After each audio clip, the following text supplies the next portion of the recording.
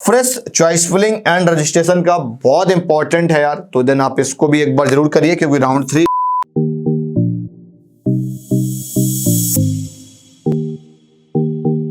Hello everyone. तो यार आज के इस वीडियो में हम लोग बात करने वाले हैं यूपीएस डबल के बारे में, बिकॉज अभी एक रिसेंट में एक नोटिस आया हुआ है, एक आप सभी के लिए एक अपडेट आई हुई है, उससे रिलेटेड हम लोग बात करने वाले हैं। और जो प्रीवियस वीडियो था इस पे भी मैंने बात की हुई थी कि जिन भी स्टूडेंट्स का विड्रॉल हो गया है काउंसलिंग से फर्स्ट राउंड में, वो अपना फ्री फ्लोट वाला विलिंगनेस सबमिट नहीं कर पाए थे पहले कैंडिडेट, वो दूसरे कैंडिडेट कुछ ऐसे होंगे जिन्होंने मतलब कि रिपोर्टिंग नहीं की या उन्होंने 20,000 का फीस पेमेंट कर दिया था, कुछ ऐसे होंगे कुछ ने 20,000 नहीं जमा किए होंगे ड्यू टू सम रीजंस, तो उनको एक बार फिर से पार्टिसिपेट करने का मौका दिया जा रहा है। तो वो फिर से यूपीएस डबल की काउंसलिंग में जो कमिंग राउंड है हमारा राउंड 3, इसमें आप जाकर पार्टिसिपेट कर सकते हो। नोटिस यहाँ पर अवेलेबल आप देख सकते हो, इसको अगर आप डाउनलोड करेंगे तो आपको ये पीडीएफ कुछ ओपन हो जाएगा। इसमें बहुत ही क्लियरली लिखा हुआ है कि जिन्होंने राउंड 1 में राउंड 2 में फीस नहीं जमा की हुई थी, है ना, जिसने भी राउंड 1, 2 में फीस नहीं जमा की हुई थी, है ना,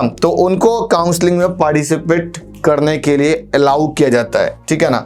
तो देन जिसने फीस नहीं जमा की थी वो अलाउ हो गया है, तो देन आप यहाँ से देख सकते हो। दूसरा जो आपका राउंड 3 का रिवाइज शेड्यूल है उसको भी एक बार मैं दिखा देता हूँ। रिवाइज इन सेंस कि ये ऑलरेडी एक बार अपडेटेड हो चुका था और इसको थोड़ा सा और बड़ा कर देंगे तो आपको और काफी कुछ क्लियर दिखेगा। तो ये आपका राउंड 1 हो गया है, 2 हो गया, तो आप करंटली जो डेट है आपका 30 अक्टूबर पे हम लोग हैं, देन 30 अक्टूबर और देन 1 नवंबर, तो देन 2 दिन का आपका रजिस्ट्रेशन प्रोसेस का डेट दे रखा है, चॉइस फिलिंग का दे रखा गया है, रजिस्ट्रेशन प्रोसेस है, डॉक्यूमेंटेशन का है, चॉइस फिलिंग आपको 3 तारीख तक दे रखी गई है, 3 नवंबर तक आपको चॉइस फिलिंग की डेट यहाँ पर दे रखी गई। स्टार्टिंग में रजिस्ट्रेशन डेट आपका 30 से 1 के बीच में है, 30 और 1 को डॉक्यूमेंट वेरिफिकेशन है, कुछ क्वेरी रेज होगी वो भी आपको 30 से 1 के बीच में ही रिजॉल्व करनी है। अब हो सकता है डॉक्यूमेंट वेरिफिकेशन का डेट आपको एक्सटेंड कर दे, बीच में 2 तारीख तक कर दे, है ना। उसके बाद जो फ्रेश हमारी अलॉटमेंट निकलेगी वो 5 नवंबर को निकल रही राउंड 3 की। पूरा का पूरा शेड्यूल था, काफी सारी डाउट्स और क्वेरीज थे, उससे रिलेटेड हम लोग यहाँ पे बात कर लेते हैं, ठीक है। पहला तो आपका डाउट ये था, इंपॉर्टेंट नोटिस है यार, वो मैंने ब्रीफ कर दिया है, जिसने 20,000 नहीं जमा किए हुए थे या भूल भाल गए थे आप, है ना,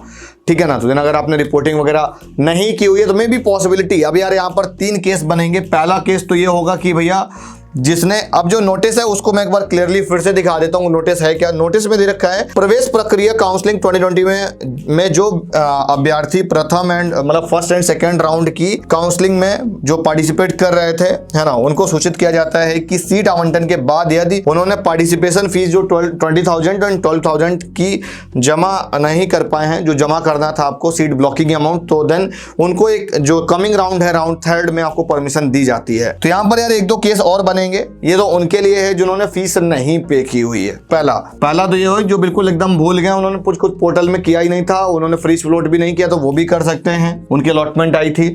दूसरा ये क्योंकि ये भी भूल गए होंगे कहीं ना कहीं, फ्री फ्लोट वाला भी भूल गए, आगे भी ये पे करना भी भूल गए होंगे। दूसरा स्टेज ये होगा कि उन्होंने फ्री फ्लोट कर रखा होगा और उन्होंने फीस नहीं पे की होगी, तो वो भी लोग कर सकते हैं, 2 कर सकते हैं। उसके बाद में एक सिचुएशन ये फंसेगा जिसकी रिपोर्टिंग हो गई थी, मतलब रिपोर्टिंग मतलब इनकम्प्लीट थी, अलॉटमेंट आ गई थी, उसको रिपोर्टिंग करनी चाहिए थी, लेकिन इसने रिपोर्टिंग नहीं की थी, तो उसके लिए थोड़ा सा यहाँ पर स्टॉक मार्क अभी मैं करूंगा, इसमें थोड़ी सी क्लैरिटी नहीं है, तो इसके लिए भी वेट करो, मे भी पॉसिबिलिटी हो सकता है। अगर आपने सीट मिल चुकी थी तो आपका 20,000 चला गया होगा और अपना एक बार पोर्टल विड्रॉ कर गए, इट्स मीन की 20 से काउंसलिंग से विड्रॉ कर चले गए आप, तो एक बार अपना पोर्टल लॉगिन करके देखना, इट में भी पॉसिबिलिटी का आपको पार्टिसिपेट करने का मौका दे, बिकॉज कुछ लोग ऐसे भी होंगे जो विड्रॉ कर गए होंगे, क्या उनको भी पार्टिसिपेशन के लिए ऑप्शन आ रहा है। तो एक क्वेश्चन ये भी कहीं ना कहीं रेज होकर आ रहा है कि जिन्होंने ऑलरेडी 20,000 जमा किया था, सीट वगैरह ली होगी, उन्होंने विड्रॉ कर दिया होगा काउंसलिंग से, तो उनके पैनल पर क्या आ रहा है, वो लोग भी क्या फिर से दोबारा से पार्टिसिपेट करने के लिए प्लान कर रहे हैं। तो अगर प्लान कर रहे हैं तो एक बार जरूर अपना डैशबोर्ड जरूर ओपन करके देख लें, और जिसने भी फीस नहीं पे की तो वो लोग तो सारे एलिजिबल हैं।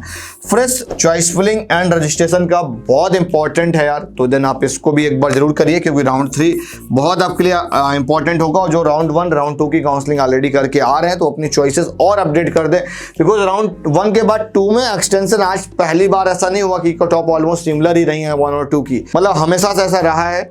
तो मैं बोलूंगा कि यहाँ पर कट ऑफ आपकी राउंड 3 में एक्सटेंड करने वाली हैं, बिकॉज जोसा के भी कुछ रिजल्ट्स आ जाएंगे और मैं बोलूँगा जो 4th राउंड होगा उनका सबसे ज़्यादा एक्सटेंशन वहाँ पर देखने को मिलेगा। कुछ कमेंट्स हैं उसके भी हम डाउट्स हैं आप सभी को, उसका भी रिप्लाई करेंगे। अभी ट्रिक्स यार मैं ऑलरेडी काफ़ी सारी वीडियोस बना चुका हूँ कि किस तरह से चॉइस फिलिंग करनी चाहिए, तो वही चॉइसेस रखें जो आपको चाहिए हो।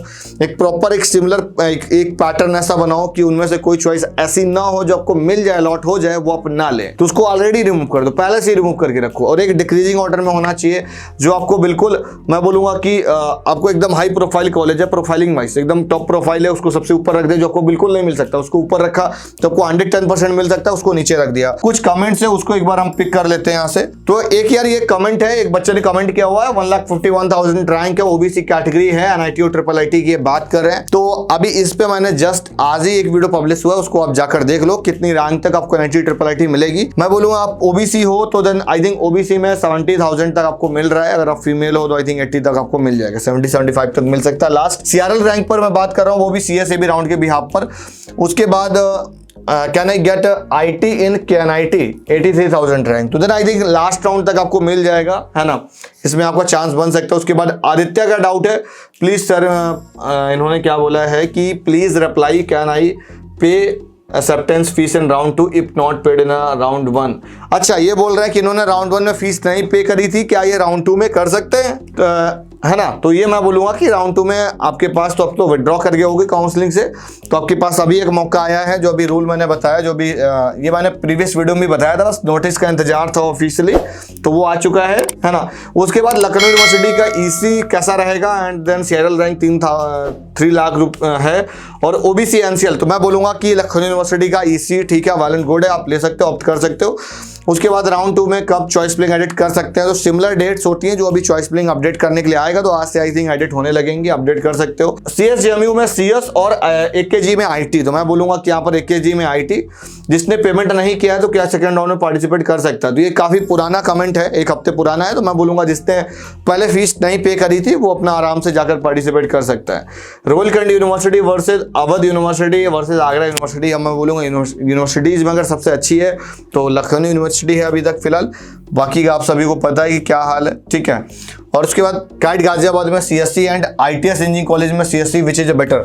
तो देखो मैं बोलूंगा अगर काइट में सीएससी मिल रहा है तो पहली प्रायोरिटी आप उसको रखिए। अगर आपको एफडब्ल्यू सीट आईटीएस में मिल जा रही है तो ऑन दैट सिचुएशन की आप इसको ऑप्ट कर सकते हो। उसके बाद में महाराजा सूरजमल में और बीआईटी झांसी में एंड जेएसएस के आईटी में विच वन इज बेटर। तो मैं बोलूंगा कि अगर आपको फीस का कुछ दिक्कत है, फीस की कुछ प्रॉब्लम्स हैं, कुछ इश्यूज हैं, तो उस सिचुएशन में आप बीआईटी झांसी को ऑप्ट कर सकते हो अगर आप यूपी से बिलोंग करते हो, अगर आप स्कॉलरशिप के बिहाफ पर जा रहे हैं तो। सेकंड ये मैं बोलूंगा कि अगर आप जेएसएस या महाराजा सूरजमल की अगर आप बात करोगे तो देखो जेएसएस में भी आपकी स्कॉलरशिप मिल जाएगी, और अगर आप महाराजा सूरजमल जाते हो, अगर आप यूपी से हो तो उस केस में आपकी स्कॉलरशिप नहीं मिलेगी।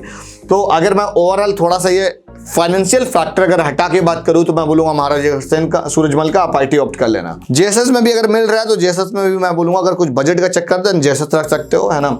अदरवाइज फीस उसमें कम है तो आप उसका भी ऑप्शन रख सकते हो।